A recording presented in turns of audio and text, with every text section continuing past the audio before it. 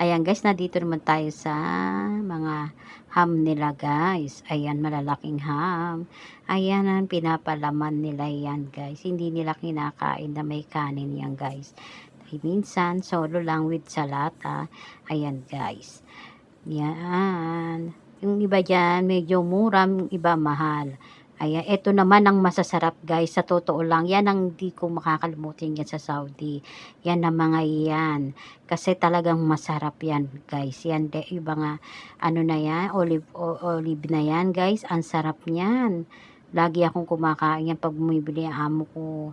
Kasi masustansya naman siya. Ito naman yung cheese. Yan yung mga cheese nilang puti guys. Yung parang kesong puti sa atin. Masarap din yan guys. Kaya magdadala ako yan pag uwi.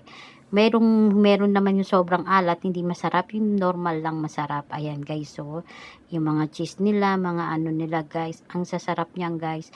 Ito lalo na to, yung manghang na yung nakita yung red na yung guys, masarap. Meron pa sila yung mango na ano nila guys, ang sarap sa kanin guys, sa totoo lang.